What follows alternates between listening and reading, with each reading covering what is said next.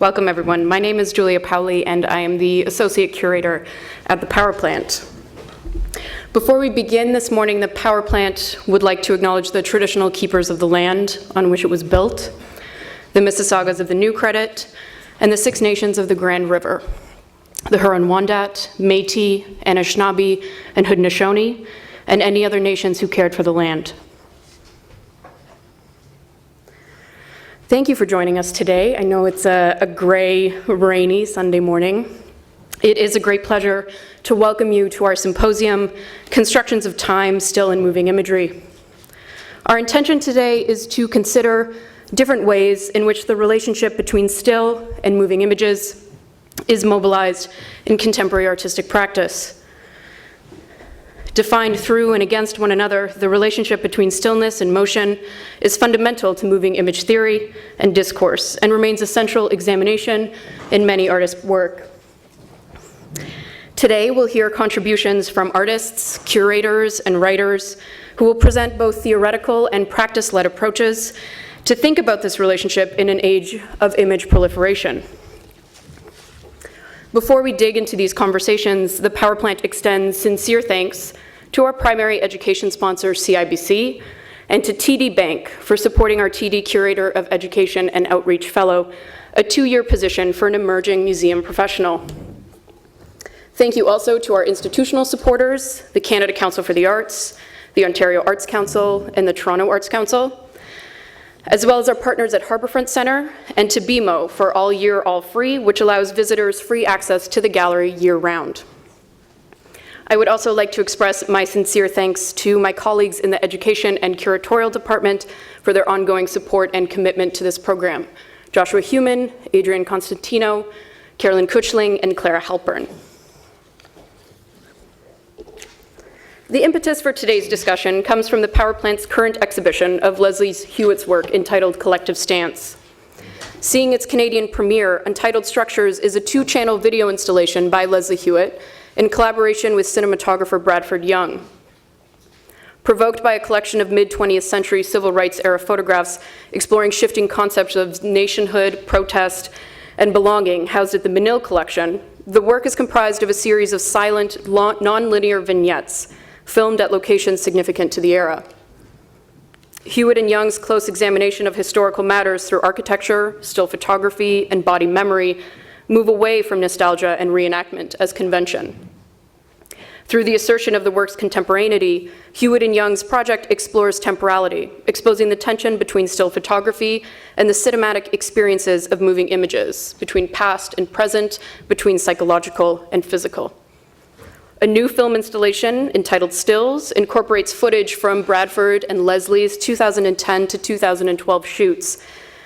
It exposes the evolution of their ongoing structural and nuanced approach. Hewitt's exhibition lends itself to a larger discussion of the presentation and consideration of the cinematic experience within the white cube.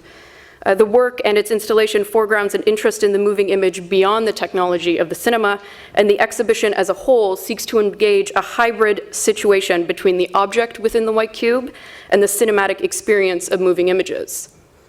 As a result, the material space of Hewitt's sculptural installations collide with the space of the cinematic.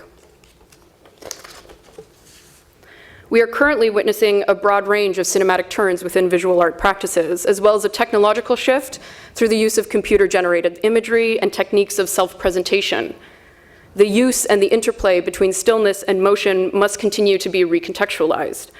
Moreover, the relationship cinema has to the museum or the gallery remains in flux, as our perception of both time and both materiality is constantly changing. The speakers invited to participate in today's symposium will introduce and explore approaches and strategies of stillness and motion in a wide variety of expressions. The discussion on still and moving images has been the subject of widespread debate for many years, and the apparent paradox between both has been noted by numerous accounts of both cinema and art history. Yet resolving this exchange or unpacking the transformation of one medium into the other remains an ongoing and critical discussion. To quote curator Chrissy Isles, "Cinema's presentation within the museum and gallery must always remain contentious in order to calibrate the changes that are constantly taking place in our relationship to the object, temporality, and space. Our aim today is to discover broader, more complex understandings of this field through close analysis of specific works, practices, and theoretical approaches. I extend my sincere appreciation to all of our guest speakers today. Thank you for agreeing to participate in today's discussion. It is a great pleasure to introduce this morning's speakers. Sohrab Mohebi is a curator and writer currently based in Los Angeles, where he is assistant curator at Red Cat. He holds an MA in curatorial studies from Bard College and a BFA in photography from Tehran Art University. He is the co-recipient of the Emily Hall Tremaine Exhibition Award in 2013, and he received the 2012 Creative Capital Warhol Foundation Arts Writers Program for the blog Presence Documents. Annie Macdonald is a visual artist working in film, installation, sculpture, performance, and writing. In 2000, Macdonald received her BFA from Ryerson University, followed by her graduate studies at Le Fresnoy National Contemporary Art Studio in France. Opening a few days from now, on May 4th, she will present a newly commissioned work for Contact at the Ryerson Image Center. Following Sohrab and Annie's lectures, they will be joined on stage by Jacob Korczynski, who will respond and lead a Q&A session with both presenters. Jacob is an independent curator based in Toronto. Recent curatorial projects have been mounted at Badashir Kunstverein, at If I Can't Dance, I Don't Want to Be Part of Your Revolution, Oakville Galleries, and Stedelijk Museum.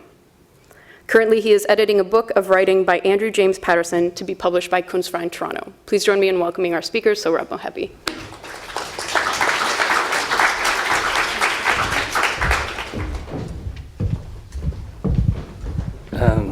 Thanks, Julia. I just wanted to thank Julia for having us, and Adrian, Power Plan, and I always wanted to be here. It's great to be here. And then, obviously, happy May Day.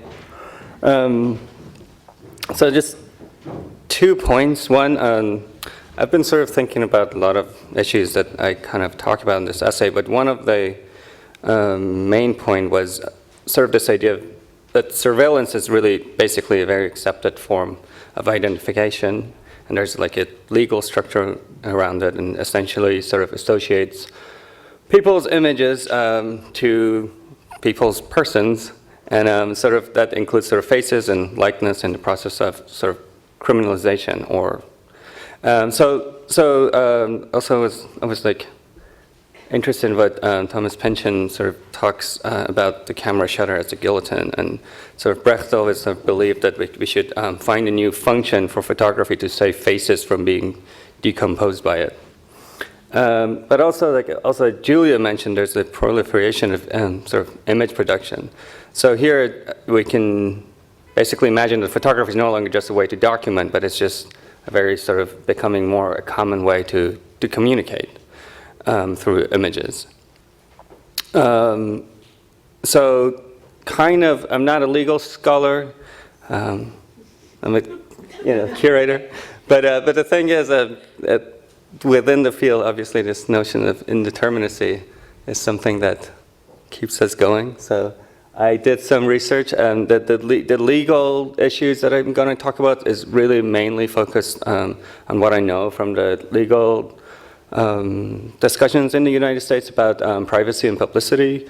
I do not know how it is in Canada, and really do not know how it's elsewhere, except for like what I've read here and there.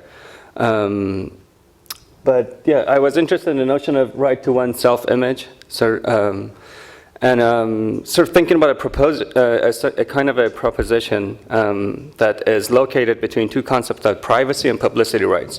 Privacy rights and publicity, even though that they're more or less considered the same field, they're essentially different. Publicity rights is rooted in privacy rights, but publicity is sort of protects the sort of commercial use of an individual's image, whereas privacy is more sort of related to their, obviously, right to be left alone. So the question is, does the subject have any rights to his or her own image? How these rights affect the production, exchange, circulation of a person's image? And in response to photography's sort of universal claim to show the plight and joys of humans to humans, is it possible to imagine an economy administered and regulated by a universal legal structure? And how can such a law of images contribute to creating a more just visual culture vis-a-vis common image of humanity.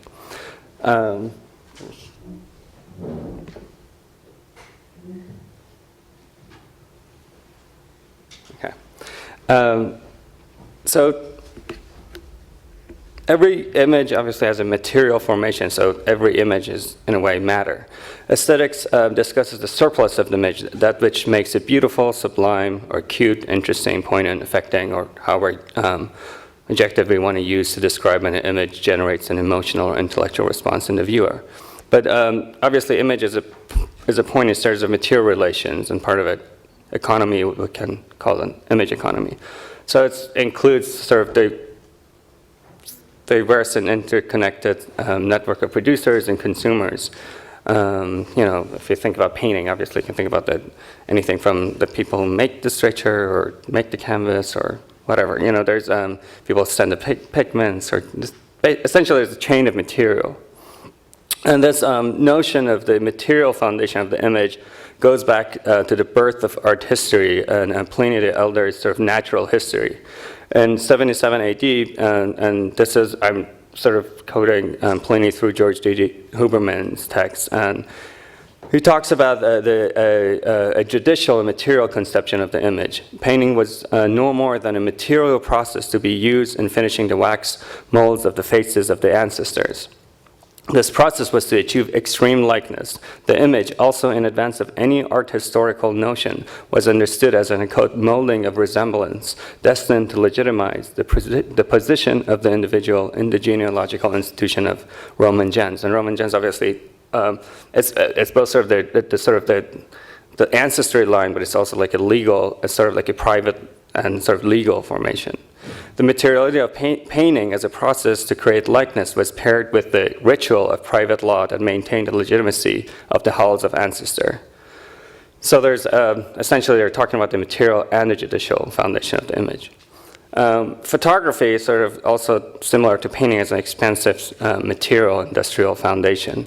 What that ranges from producer of silver emulsion to cellulite to minerals extracted from mines, the chemicals to fix the image, and so on and so forth.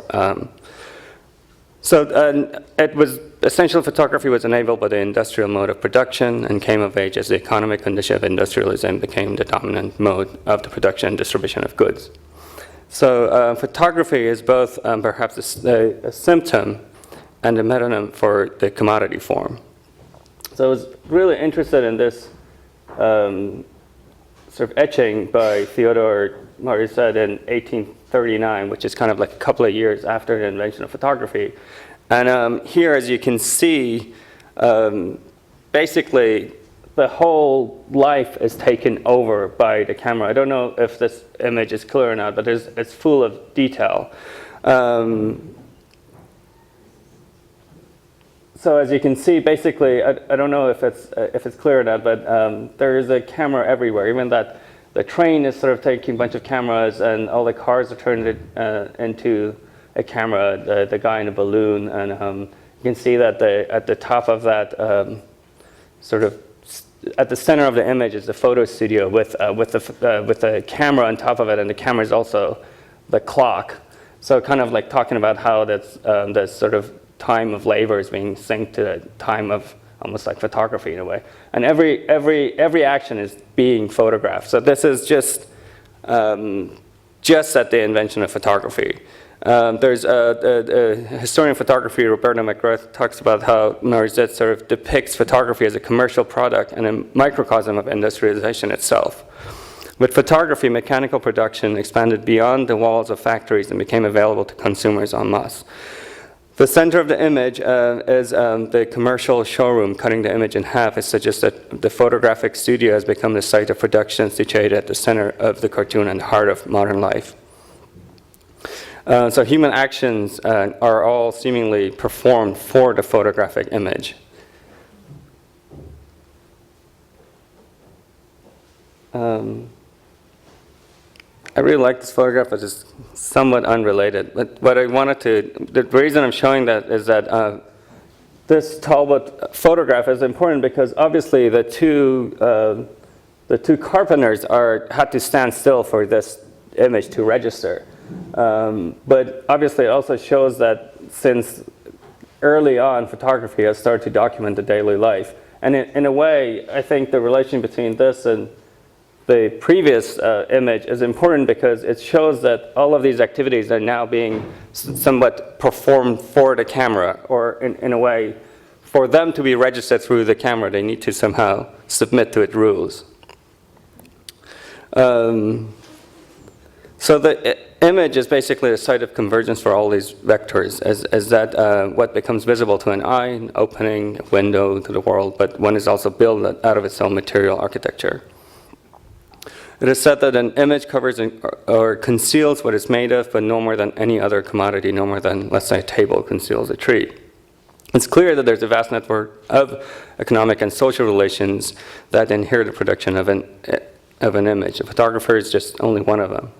So there's, regardless of the aesthetic discourse, which analyzes the production of the image by or the perception of the image by senses and the mind, every image is a metonym of the economic and social networks of production. So, and also I think what's important is that this is also a moment where sort of we're starting to have like a better hygiene, and sort of hospitals are being started. And so more or less death is coming, sort of like leaving the sort of household and is being institutionalized. And with photography, this is something that Ernst Jünger, for instance, talks about. It was a way to reinsert death back into the daily life. Or he talks about danger, but obviously sort of essentially that could lead to death. So photography's ability to capture moments of danger gave rise to the discipline of photojournalism, which captures and distributes images of people in the face of natural and man-made sort of disasters. And this includes people knowingly or unknowingly being photographed whose lives are threatened by outside forces, or about to vanish, or stripped of material, cultural, social, and political layers that protect their lives of human beings. They're exposed to the gaze of strangers. And I think these images use photojournalism to claim objectivity, to communicate to the viewers something that they would otherwise not know. And this sort of claim of photography is still something that, at least in photojournalism, still considered valid and people refer to. So, but in addition to the dire living conditions depicted, many such photographs represents the economic deprivation, a condition outside or in the margins of economy. So that the starving children or encamped asylum seekers are not only deprived of the many basic human needs, such as food, clear water, shelter, they're further deprived of the possibility to decide how they're to be represented. These people are sort of essentially exposed in sort of both the way that they're left without shelter, but also being exposed to the camera. And this is something that even early on, so in Nadar wrote this essay on photography, and he talks about Balzac, who was extremely suspicious of photography because he believed that that basically humans are made out of these ghost-like images, and that, Balzac didn't believe that you can give materiality to something immaterial. So these ghost-like images that create basically the human being, which with each photograph you were essentially taking a layer off of this human. So you would, by photographing a person, you were essentially sort of taking their soul. So this. So from early on, there were all these concerns about what does it mean to be exposed to the camera. So this moral, ethical conditions of photojournalism have been discussed by a lot of sort of scholars and academics, but essentially the concern here is what are the rights to one's image, and how can these rights be established, protected, and if necessary, defended.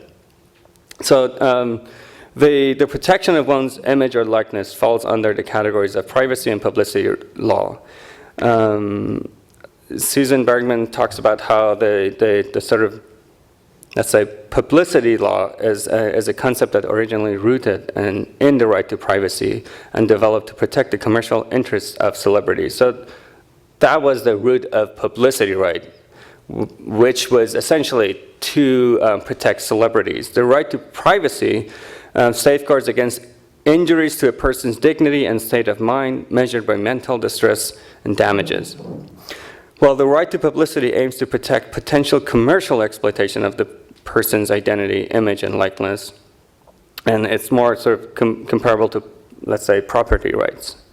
In the US, the first to discuss the notion of right to privacy were these legal scholars, actually lawyers, Samuel Warren and Louis Brandeis, and they wrote the text that is called The Right to Privacy and was published in the Harvard Law Review in 1890. So they basically chronicle sort of various laws put in place to protect the individual. And that includes the right of life, property, and regulation of sort of libel, let's say. They discuss the right to be left alone, particularly, and this is 1890, and they write the right to be left alone, particularly in the face of rapid technological developments.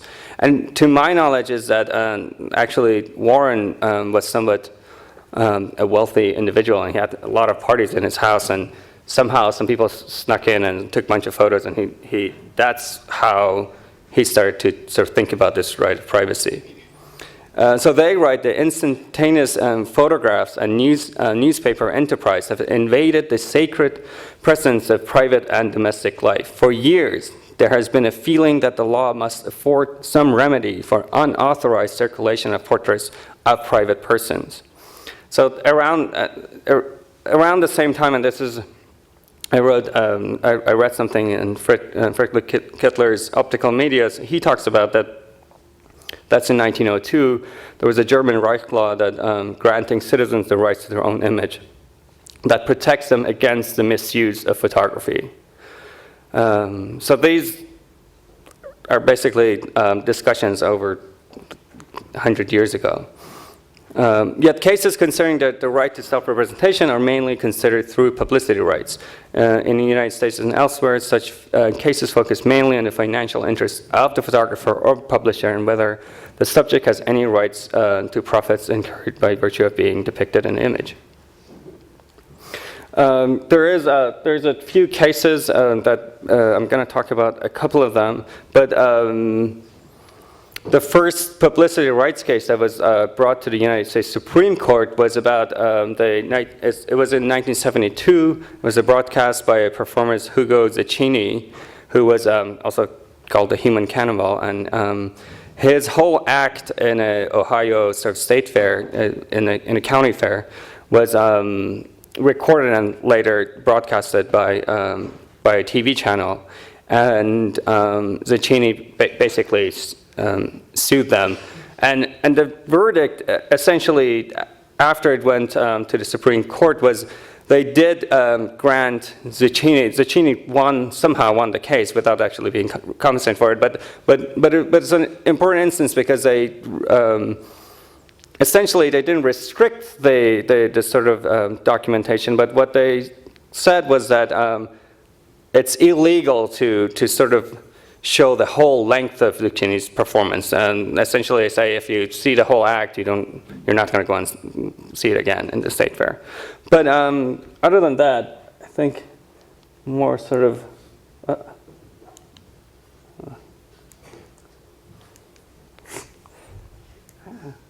can't go back.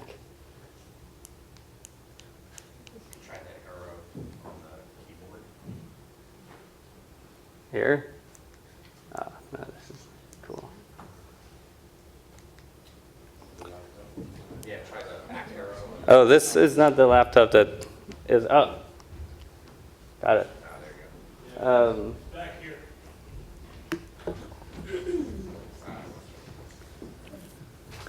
So in many cases, the right to privacy stands in conflict with the right to expression. So this is an example of a photograph of the famous photographer Philippe Lorca de Corsia, and this is from his hit series. And what he did essentially was to use a really sort of extremely invasive, let's say, zoom lens, and he would zoom on the faces of people and take photographs of them without them knowing. And so this is a case where Erno Nusensweg, who was a Hasidic Jew, and he was a retired diamond seller, and he sued the photographer because his photo basically appeared in all these billboards across New York City. And And he claimed that the photographer had violated his rights to privacy. And his lawyer put it that his clients had lost control over his own image. So that was the legal document, that he's lost control over his own image. But the court sided with the defense argument of freedom of artistic expression that's protected under the First Amendment of the Constitution. So here is another example, as sort of Warren and Brandis noted, that unless there's a legal injury, unlike the Roman law, our system does not account for mental and emotional injuries. So however painful the mental effects upon another of an act, though purely wanton and even malicious, yet if the act itself is otherwise lawful, the suffering inflicted is danum absque injuria, or loss without injury. Again, like a recent case I just quickly want to mention is the case of Hulk Hogan versus the Gawker media, which I think it's an important event, because what happened is that Hulk Hogan won the case of his sex tape being distributed on Gawker, but this is important because it was not necessarily based on the sort of publicity rights to the image, but it was interesting because they said that Hulk Hogan suffered emotional injury. So maybe we're getting some of that, I don't know. But while in the case of nuisance wake, dignity was invaded, as the lawyer mentioned. There's another sort of obviously important historical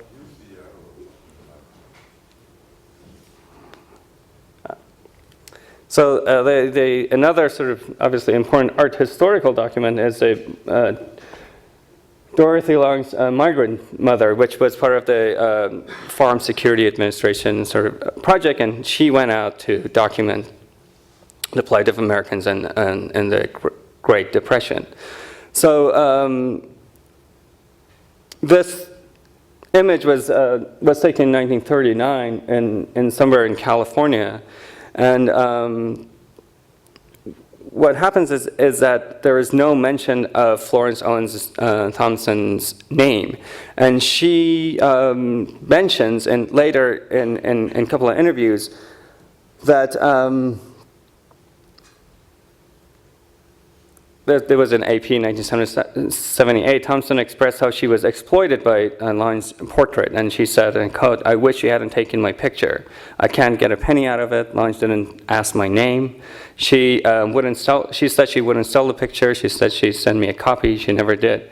In a CNN interview, her daughter, Catherine McInnish, said of the photo, "We were ashamed of it. We didn't want no one to know who we were."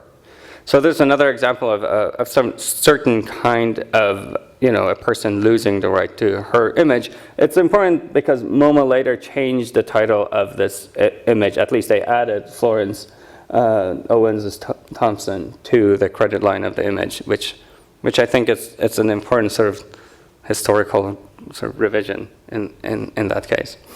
So departing from Warren and Brandis 1964, and Edward Blueston, who's a law scholar, talks about privacy should be regarded as a dignity tort. And he argues, I quote, "The harm caused by the violation of privacy is not one which may be repaired, and the loss suffered is not one which may be made good by an award of damages. The injury to our individuality, to our dignity as individuals, and the legal remedy represents a social vindication of the human spirit that thus threatened rather than a recompense for the loss suffered."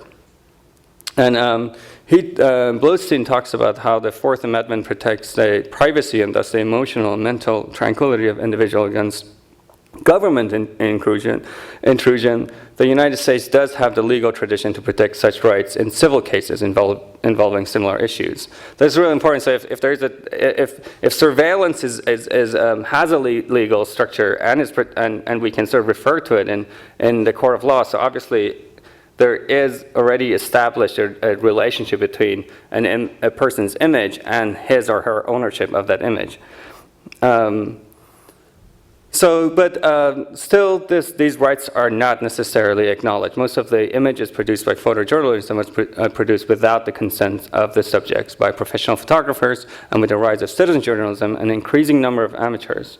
The claims that these photographs make are similar made to in the sort of famous exhibition Family of Man, which this photo was also part of. That was hung in 1955 at the Museum of Modern Art in New York, curated by Edward Steichen. And the exhibition featured subjects pertinent to all cultures, such as love, children, and death. It focused on the commonalities that bind people and cultures around the world and served as an expression of humanism in the decades following World War II. So the idea was to show man to man across the world, to reveal by visual images man's dreams and aspiration, his strength, his despair under evil. If photography can bring these things to life, this exhibition will create it in the spirit of a passionate, devoted faith in man. Nothing short of that will do. So this is from the catalog of the exhibition. But the same appeal to human dignity is used both in defense and against photography's depiction of the individual in the face of life and ultimately death. For instance, in an essay by Jacques Rancière, it's called One Image Right Can Sweep Away Another. He talks about sort of how genocide and other kinds of human atrocity deny a primary right to the image prior to any individual's ownership of his or her image, and which he calls the right to be included in the image of common humanity, or in the common image of humanity, sorry. And he talks about two bills in France. One prohibits the sort of publication of images of crime suspects wearing handcuffs, and the other is prohibiting publication of image of individuals in situations that undermine their dignity. And he sort of laments the commercialization of the human image via these proposed publicity laws. And he says that this direction of law will eventually restrict the representation of the underprivileged who are already lacking representation in political spheres, will also become less visible individuals. So if you restrict the publication of their images in sort of less dire conditions, you essentially are restricting their sort of representation in the visual and political sphere. But the question is whether or not the representation of those in undignified conditions improves the image of common humanity. And this image, which represents all humans regardless of race, ethnicity, class, and geographical location, is an abstract and impersonal construction independent of any particular representation of a human being under inhuman conditions. And so this is something that Suzanne Sontag talks about and questions how sort of the construction of the common image is usually on the back of the underprivileged, and interrogates how all by a privileged few are subsumed under this image as representatives of their occupation, ethnicities, and plights. I think I'm trying to.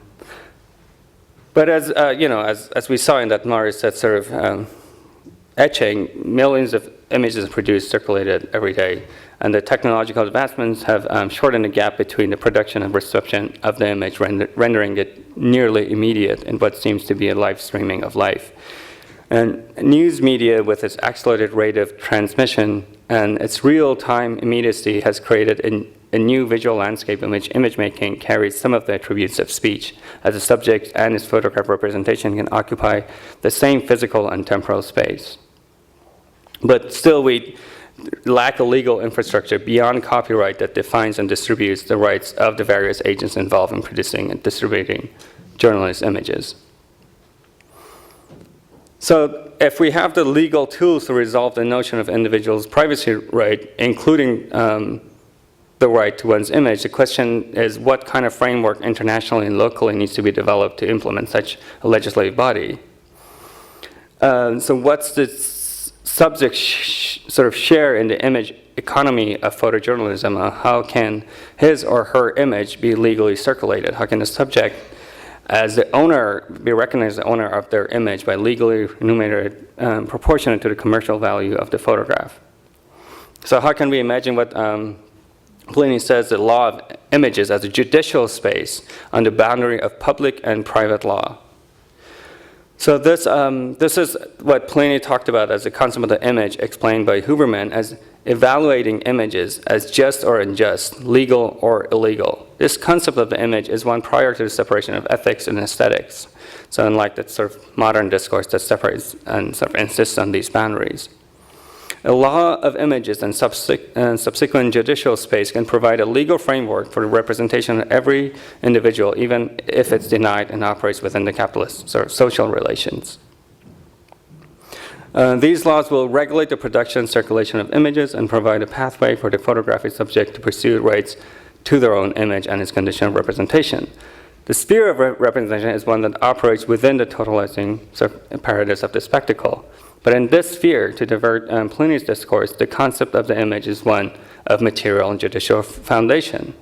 Therefore, the struggle for representation is guided by and relies on this foundation to be operative, the negation of which sort of contributes to the elimination of those sort of underrepresented.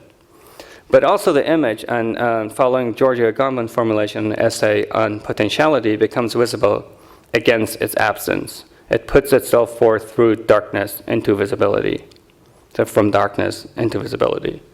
We can imagine representation and spectatorship as potentiality, and this is a quote. If potentiality were, for example, only the potentiality for vision, and if it existed only as such in the actuality of light, we could never experience darkness.